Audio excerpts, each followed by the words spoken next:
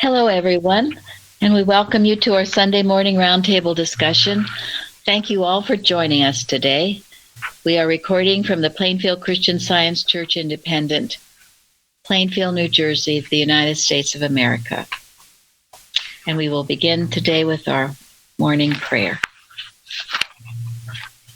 Yes, I'm reading from Divinity Course and General Collectania, page 222. And it's just an excerpt from her, Mrs. Eddy's, further recorded statement. She says, "Abide in the 91st Psalm and know that such abiding is treatment and protection.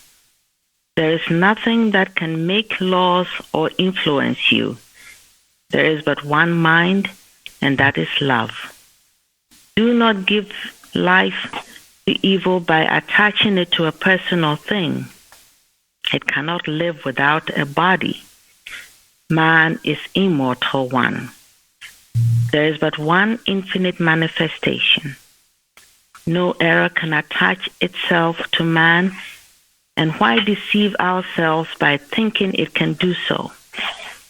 Every manifestation of life is ever present and omnipresent good, and this carries within itself all healing and sustenance. So that the kingdom of heaven is within you, and this is your armor." Mary Baker Eddy. Perfect. Thank you. Okay, watching point. Watch number 260. Watch lest you accept mortal mind's conception of attainment and believe that an understanding of Christian Science is something that can be attained by study alone. Science and Health says that we walk in the direction toward which we look. We have to study in order to learn what the right direction is, but demonstration alone can enable us to walk in it. A demonstration that handles the mesmerism of lethargy and inactivity. This watching point is necessary to correct the prevalent belief that when one fails to demonstrate Christian Science, it is more consecrated study that he needs. Failure to demonstrate simply means that one has not succeeded in breaking the mesmerism of mortal belief, under which one believes in the reality and truth of that which God never created. Through the study of the textbook, one can learn how to rouse himself mentally by rising into a mental altitude that is above the mist of animal magnetism. But the usual student's attitude of mind toward acquiring a knowledge of any subject will never enable one to be a Christian Scientist. There are many students who have gained a profound knowledge of Mrs. Eddy's writings and who have done very little to free themselves from the influence of animal magnetism. One must practice what he learns. He must rise above the mist of mesmerism. He must first rouse himself mentally until he is thoroughly awake, and keep that way. He must learn to listen for God's voice and refuse to acknowledge that mortal belief in any form can rule God out of his heart. End quote. Thank you. Comments on that?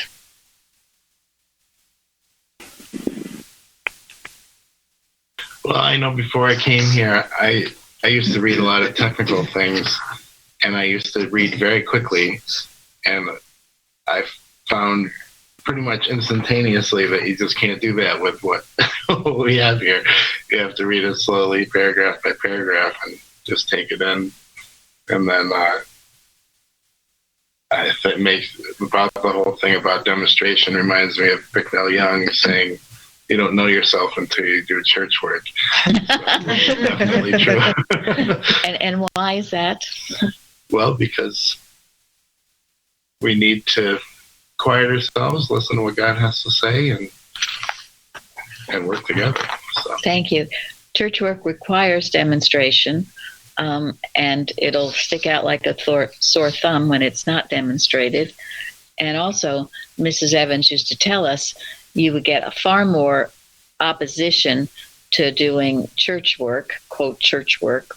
There really, in a way, is no such thing as church work and other work. It's all God's work, right? But doing this work for this church, where there's always opposition. So when you learn to overcome that opposition, you have gained great growth. And many of you will find that in whatever you're doing for church, the opposition and having to overcome it. Right, Florence? That is true. Mm-hmm. True. In all kinds of ways it would come, but that's why again she tells us to just keep abiding in the truth. Mm-hmm. Yes. Well, when you're doing trying your best at doing the obeying, God can't be taken out of your heart, and that's very, very comforting. Well, it is, and when you have that deep desire to serve Him and love Him, that's right, and you do overcome all the opposition. But we've talked about it. There are ways, even just coming to church service, things would come up, or giving a testimony, things come up. The most simplest things.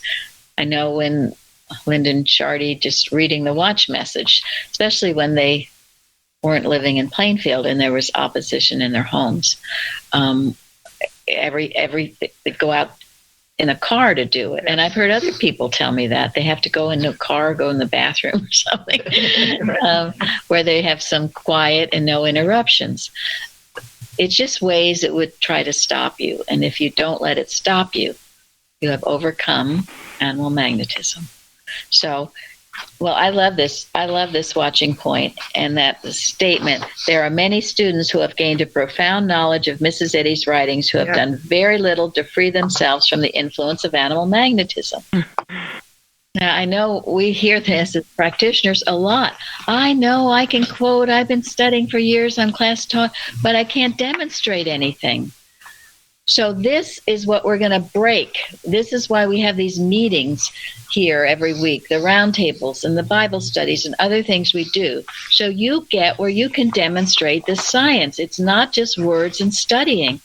And just what I told you, when you take up any kind of a position in church and overcome the opposition, you are demonstrating. And that's wonderful. And we were told here, if you could do it with the church work, then you can do it at your regular work or in your home with your kids or wherever you are. You'll begin using it and demonstrating. And demonstrating is turning to God for your answer and then being able to manifest what He's telling you to do. And it turns out in a successful way. And not giving up when you... I used to have it when I would post on the forum at the very beginning. I would get such a peace when I would go do it.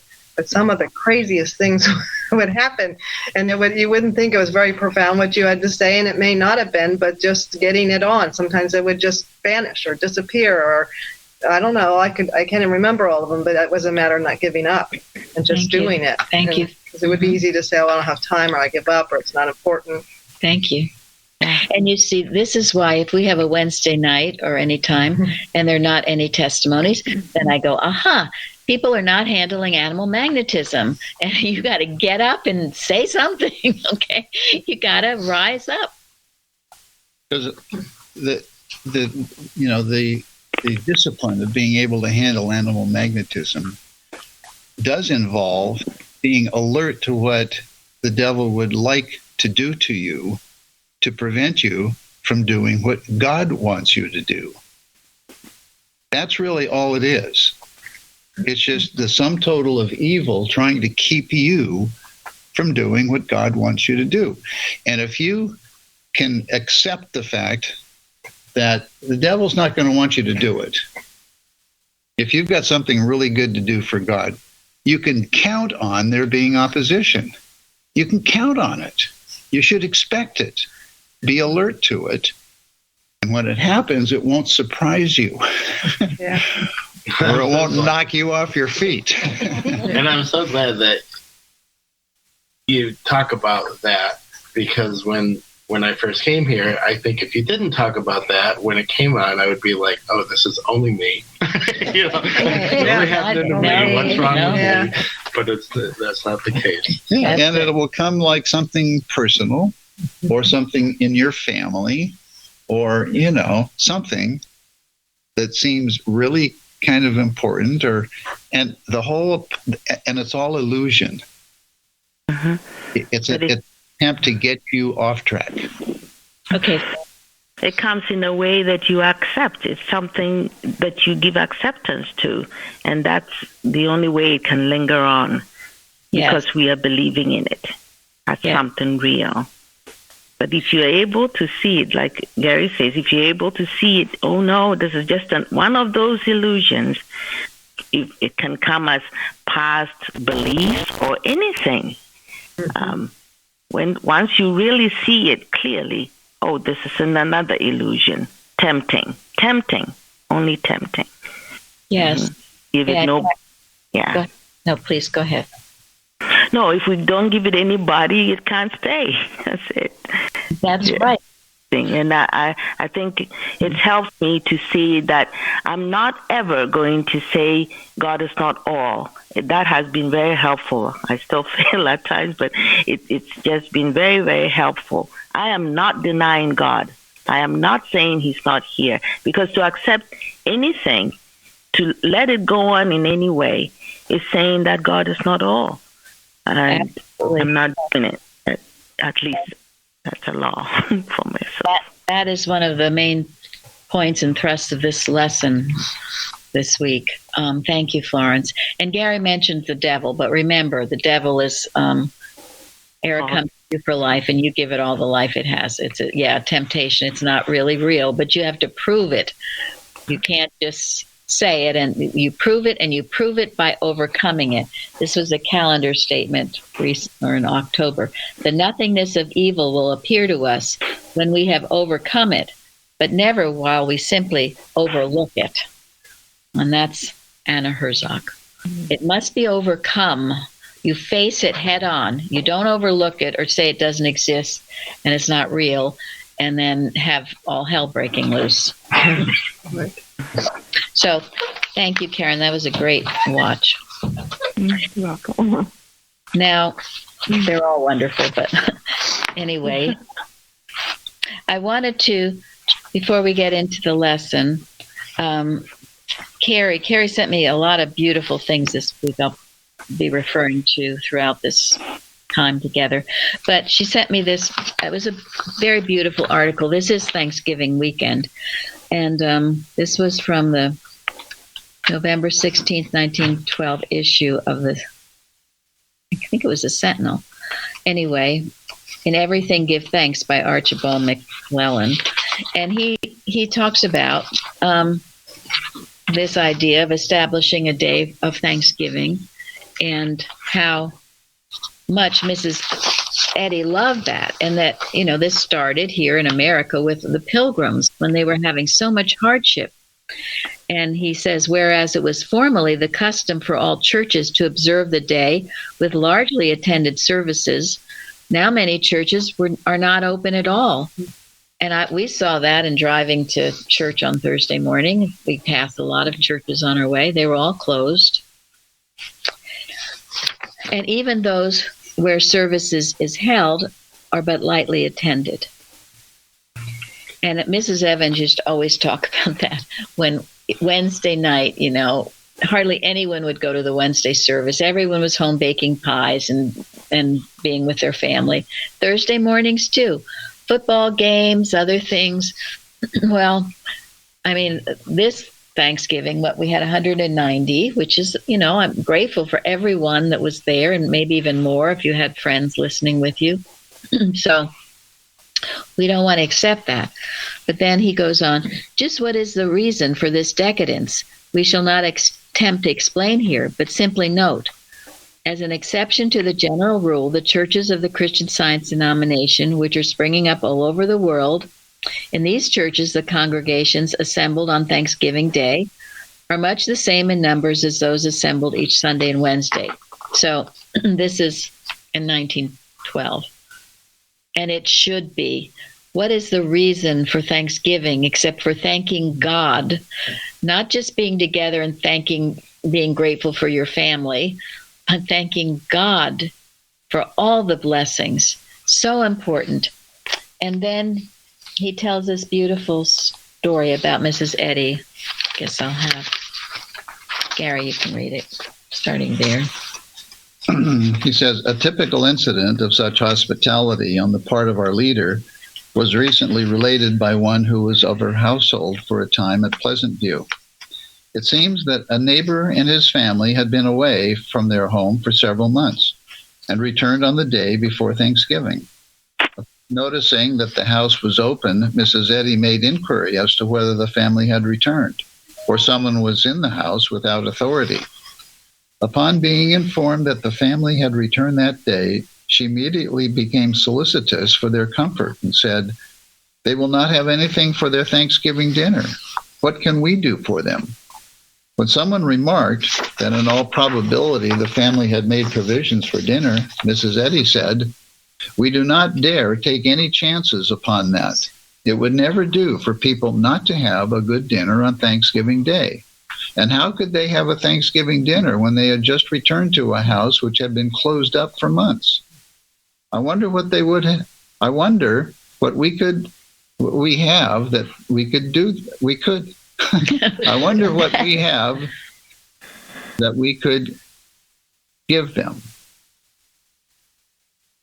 She then gave instructions to send these neighbors everything necessary for the preparation of an old-fashioned Thanksgiving dinner.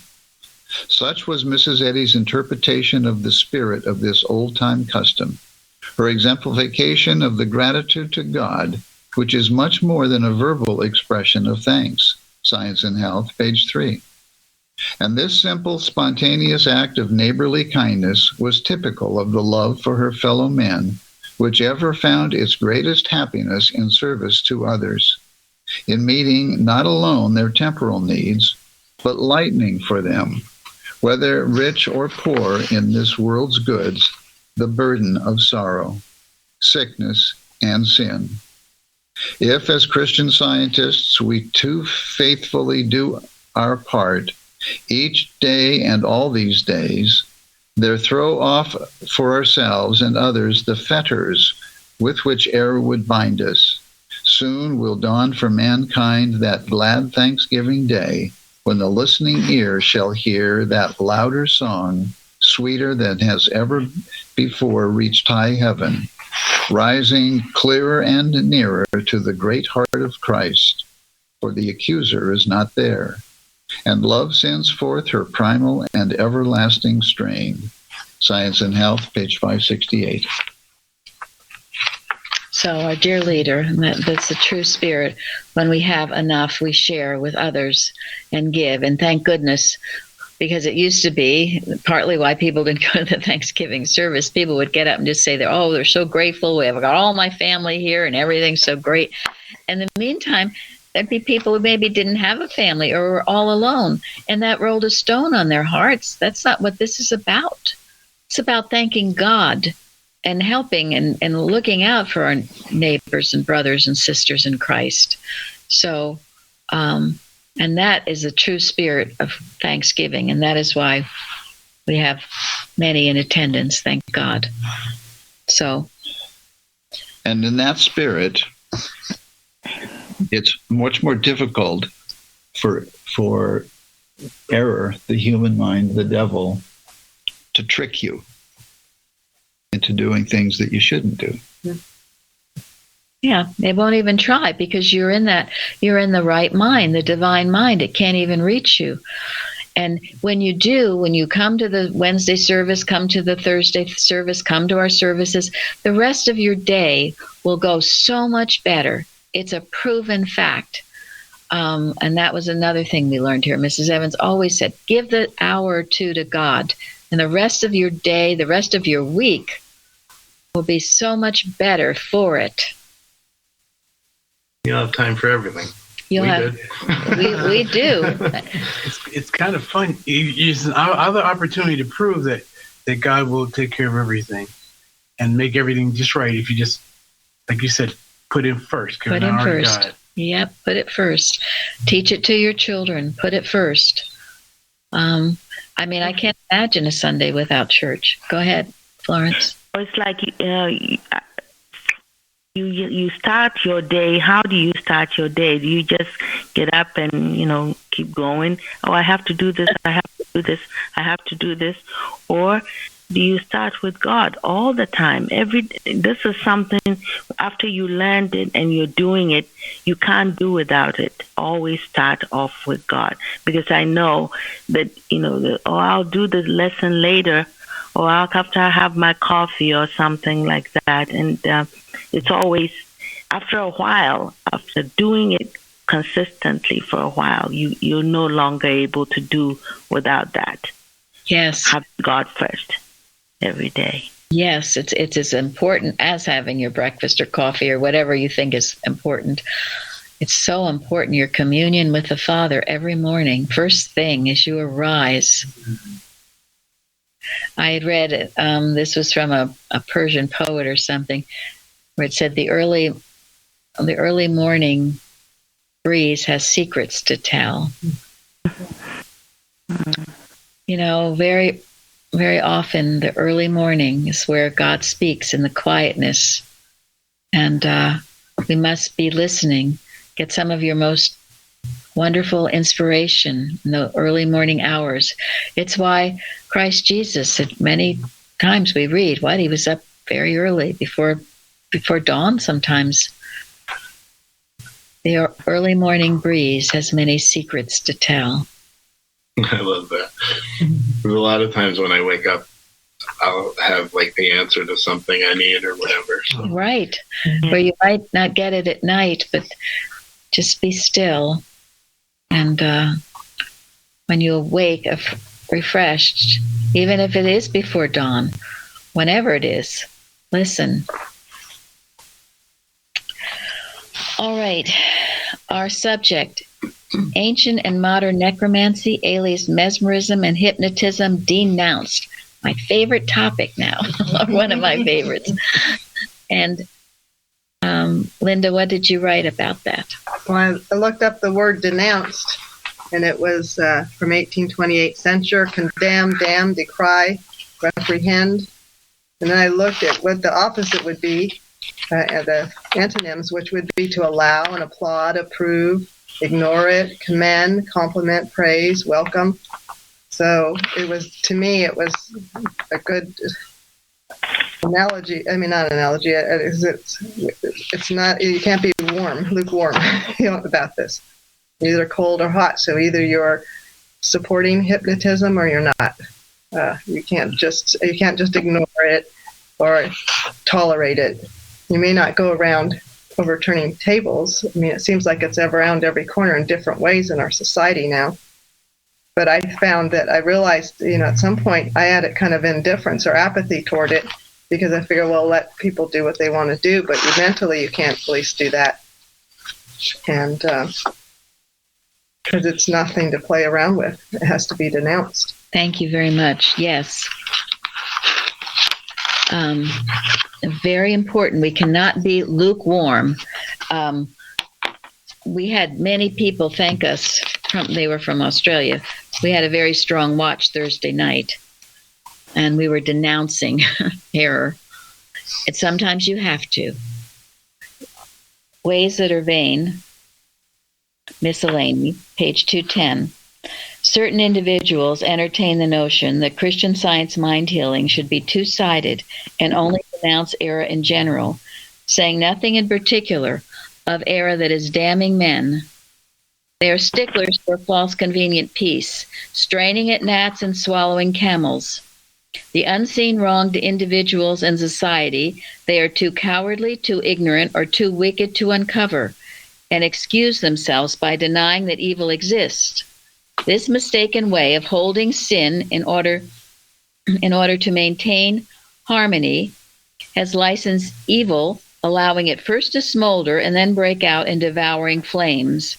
All that error asks is to be let alone, even as in Jesus' time the unclean spirits cried out, "Let us alone, what have we to do with thee? We all like to just say God is love, and it is very important that we do that and come around to that point. Yes, the allness of God, as Mrs. Eddy says, and as Florence was just saying, we must know that, but you've got to handle sometimes specifically the error. We know this is true because of the results, and we have heard good results from our friends in Australia. And they were so grateful we took that stand. So it's a combination. It's a combination, but just wanting to stay totally on the God is love part it's almost like the Eastern religions or something, right? This hum.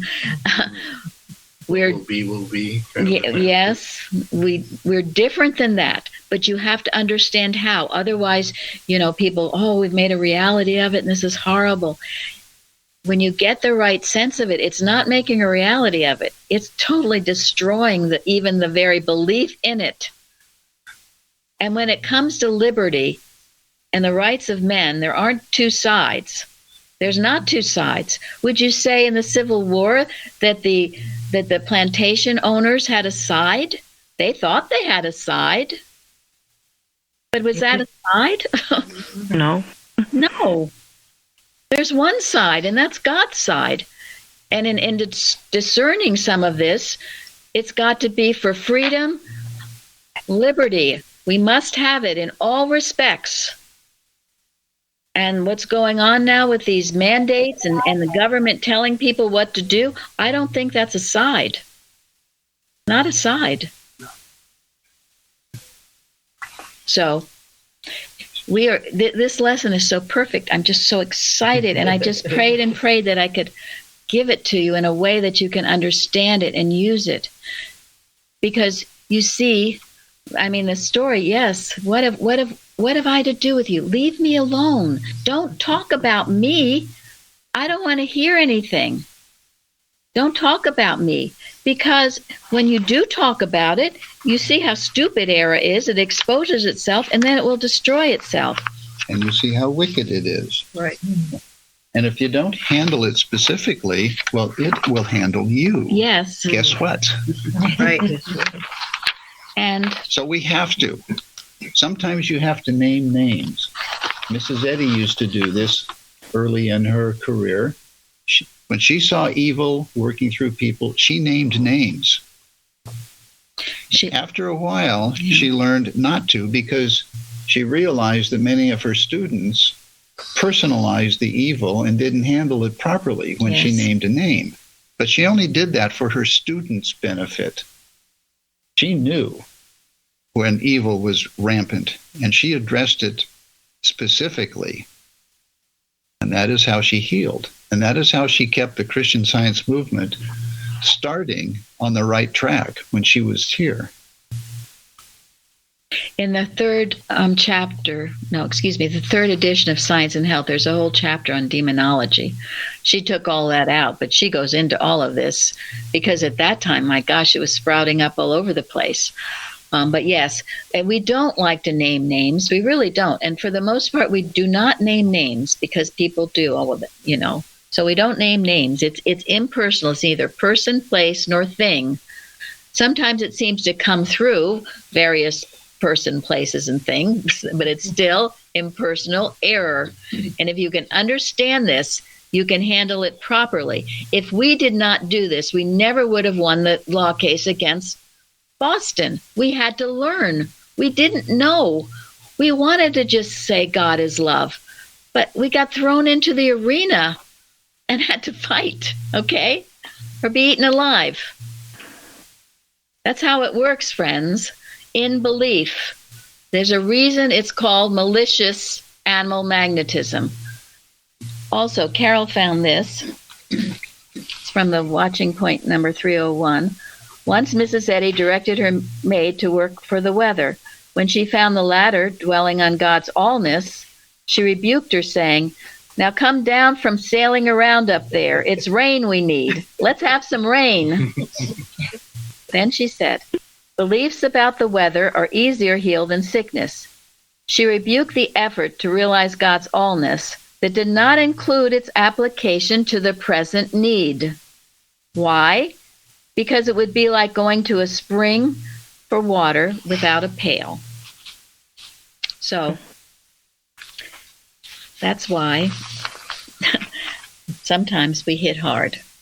And I know some people don't understand why, but there's a reason. There's a reason for everything we do. And it is okay just to be quiet and pray about it for a while until you understand. Well, and that's true. And also, absolutely the allness of God. And we've been taught here 10 affirmations to 1 denial. And you don't ever leave it in the negative. You don't ever leave this negative picture in your mind. You come full circle and blast it with the allness of God. God's law reaches and destroys evil by virtue of the allness of God. God's law reaches and destroys evil by virtue of the allness of God. That's No and Yes, page 30, Mary Baker Eddy. But it has to be the combination. And that's why ways that are vain, maybe we'll end on other parts of that. There's just so much to talk about. I just don't know what to do. So, and that's why ways that are vain. Well, that's one of Florence's favorite articles, right, Florence? Mine too. Mm-hmm. Mm-hmm. We were given it so many times during the law case years, it's practically memorized in our hearts. So, all righty. And the golden text, Lillian. There is no power but of God. Thank you. And there we stand. So help us God. And that's the first commandment. That is our, what is it? Lodestone, our North Star. That's what we always come back to. That's it. It must be. And I want to make sure I get to this, so I'm jumping to science and health, and then I'll go back to the Bible. But and all of you wrote good things. I won't have time to quote everybody, but anyway, 7, 8, and 9 in science and health. First, mankind must learn that evil is not power. Its so-called despotism is but a phase of nothingness.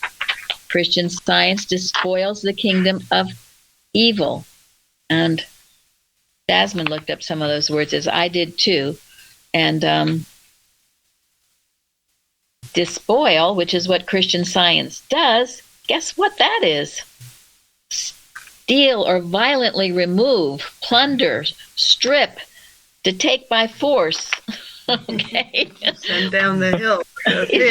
Send it down the hill with the pigs. We don't tiptoe around saying God is love. Sometimes we do, but we got to hit it hard sometimes. And that's why you have to handle evil specifically, in specific cases where you see it, and not generally. Because when you handle it only generally, you're virtually ignoring the specific evil that needs to be handled. And sometimes when you do that, and you'll find it, because I found it, you get soporific. You can put yourself to sleep with all this. You sit and do a watch and just, everything's fine, and God is love, and pretty soon, and that was my attempt at a snore. Mrs. Eddy says you have to feel the danger. Okay? You do. Okay. It's in her instruction to handle specifically also. It is. It's not just a general. Right thinking, yes, but when it calls for it, yes, you do handle specifically. Handle specifically. Yeah, and there is no power but of God. Mm-hmm. God is all. That is our basis. That is the sword that we wield so that we can cut off the head of error. That is, and that Mrs. Eddy says that the first commandment is the sword we wield to cut off the head of this belief. And it is a power. It is all power.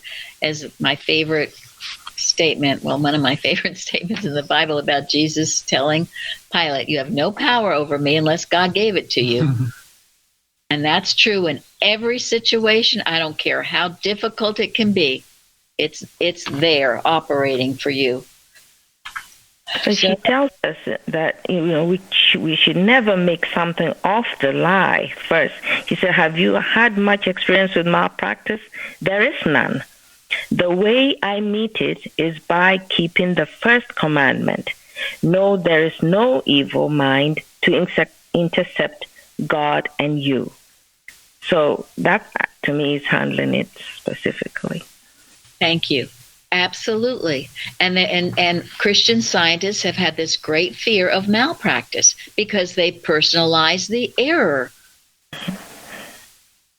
It was on our daily calendar this week, the reading Martha Wilcox about malpractice, and she just strips it of any power. You can't believe that it has power because then you're disobeying the first commandment. So, as named in Christian Science, animal magnetism or hypnotism is a specific term for error or mortal mind.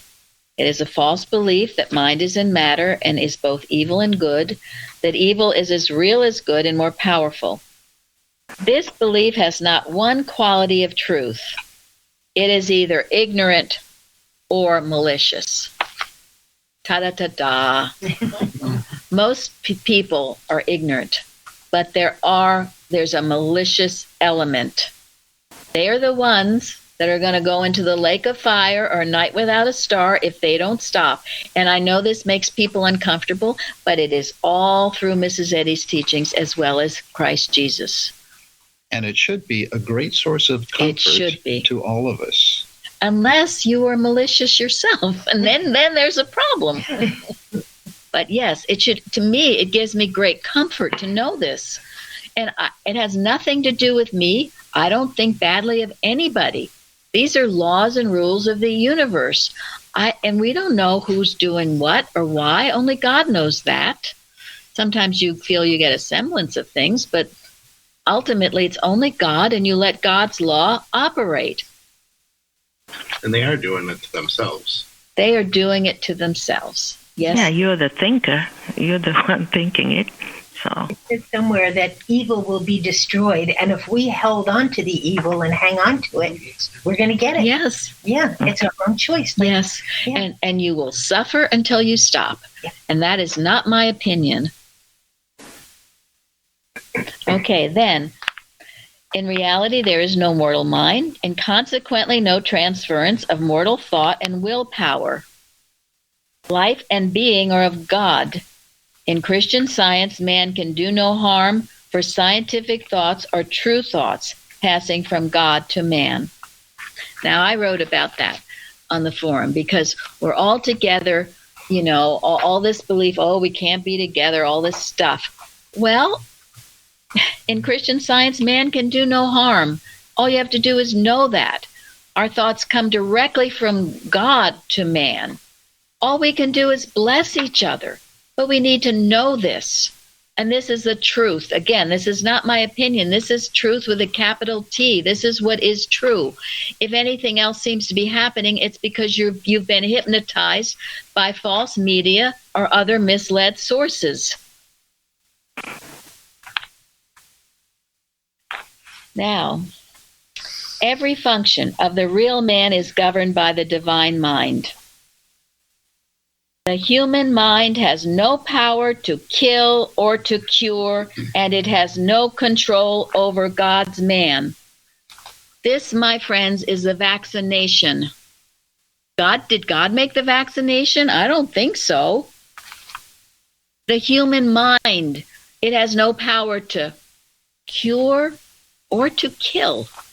And this is where we stand. If we think that the vaccination can cure you and is your safety, you have gone to the witch of Endor. You are looking for an answer other than God. At the same time, because I get this a lot too, if you think the vaccination can kill you or do some horrible thing, again, where is God in that? Did God say that? We cannot give it power. It is up to us who understand this to defang it, to either cure or kill, cure or harm. To spoil either belief. She wouldn't say it's our thinking that's so important. She said if it's mandatory, right? Yes. To do so. But it's your thinking about it. This is the point you're making. I think it's so strong because people, you cannot just remain so afraid of it. No, either one. You see, you've gotten off the first commandment. You've gotten off what Florence says, God being all. And then you must know, and this is the 91st Psalm, the beautiful readings that we started with. Florence read the prayer. The divine mind that made man maintains his own image and likeness. Do you know that? And yes, if you have to take this for whatever reason, the vaccination, you can know you'll be fine. You don't get into all this stuff that's being touted. What concerns me is the mandates. We need freedom to choose according to our conscience, and we have no right to judge anybody else's decision. Okay. The human mind is opposed to God, and it must be put off, as St. Paul declares. All that really exists is the divine mind and its idea, and in this mind, the entire being is found harmonious and eternal. And then, the straight and narrow way is to see and acknowledge this fact, yield to this power, and follow the leadings of truth. And it is a straight and narrow way when you're bombarded with all this stuff, one thing or the other. God help you if you don't take the vaccination. God help you if you do take the vaccination. Well, and that's right. God helps you in any instance. I like what you said in your post. God does reign supreme, and we have the right to prove this daily in our lives and send forth his uncompromising love throughout the land. So there's no need for any sort of mandate if we're proving that we're healthy and all is well. So. Yes, and this is man's extremity is God's opportunity. This is Christian Science sits here waiting, right? Waiting. Because from the get-go we're taught that disease, sin, disease, and death are illusions, hypnotism. From the very get-go, this is nothing new. This is just more advertisement for it, more fear put on it, right? Mm-hmm. There's a class of religious thinkers now that will gladly, I think, participate in the energy that we have and stand up for themselves. Then there's the ones that just want to go back and sit and sleep and let everything be taken care of. They take a pill and say, okay, everything's okay until they tell me it's not. Yes. But there are a bunch of people, I think of all those, tent meetings and people coming together to inspire each other, but they stop because they don't know the whole truth. And they just have to depend on their temporary inspiration. We're right. But you're right. The truth is marching on. Yeah. It is reaching people. And we have the opportunity, but we also have the obligation. If we understand even an ounce of this truth, we have an obligation to live it. To live it. Not only for ourselves, but for everybody around us. And know that those people are receptive will hear and follow. Okay. It sends out healing to the world. Just living it, just knowing this truth, just doing what we're doing here this morning. It's revolutionary. Why? Because it's the truth. Why? Because God is the only power. Why? Because truth is in every heart, everywhere. And this other is a big illusion. I go back. I loved Nancy Bouchant's her article, How to Save the World. It's so simple. And, she quotes Mrs. Eddy saying, the truth that God is all in all and that there is no evil held faithfully by Christian scientists, will save the world, and it is all that will save it. But then she goes in, to the works of the flesh are manifest, which are these. And then, she's quoting Galatians. But she says the one that's in italics is which one? Witchcraft. Witchcraft, which is what we're tackling today. And which does not like to be tackled. It does not. It would like to be ignored. One of those words that I looked up, let's see if I can find it now in the lesson. Esoteric magic. Obscure, known only by a few. Secret knowledge. I mean, all these years, I didn't know that Hitler was a Satanist. He practiced witchcraft. I just found that out, the last 5 years. But it didn't come as a surprise. No, it didn't come as a surprise. Based on who he was and what he tried to do. You would have to be motivated by something really ugly. It is very ugly. This thought, Mrs. Eddy calls it moral idiocy. We have an article we're going to have to put up soon. It's a Paul Smiley article, and it's called Moral Idiocy. It's when you have no compass, because to a normal person, anyone who would do these sort of outrageous things to people, worse than outrageous, I don't even know what the word is. Who could do that? It's Mrs. Eddy calls it the dark Frankenstein thought. It's the Adam dream. This is the human mind. This is why we stay out of it. It's a killer. We were taught that. I used to think, human mind's a killer. Well, can't be that bad. It is. Yeah, it is. Yeah. It is. And if you get to the point where you can see that the human mind is a murderer, that is its sole objective. It is a murderer. When you can get to where you see that clearly, then you've come a long way, and you are in a position where you can be of use to God. It tries to manipulate, thinking it is God. And that's such a danger. And I think of the little voices that talk to you when you're half asleep. Those witchcraft. Mm-hmm. Oh, yes, and those are the ones. Those are the suggestions. That's why lead us not into temptation, but deliver us from sin, disease, and death. Deliver us from evil, and that's what God does. So you can overcome those temptations. And then you get where you see them so clearly, you don't give them a moment's notice. You kick them out, boom, boom, boom, as illegitimate to a child of God, to a daughter or son of the King. And you do it for yourself and for all mankind. Thank you, Craig. But yes. And that's why in citation 10, Mrs. Eddy says, discomfort under error is preferable to comfort. Yes. Because, you just as Craig described, it's dream on. And, they called for, right, the children of Israel, they wanted a king. And who did they get? Saul. Yeah. And Saul, he started out good, but he ended up thinking it was himself, his own ego, that man does it. God's out of the picture. Then he gets jealous of David, who is a godly man. He tries to kill David. And then he turns to the witch of Endor. And the witch of Endor, what does that represent? Evil thinking. Yep.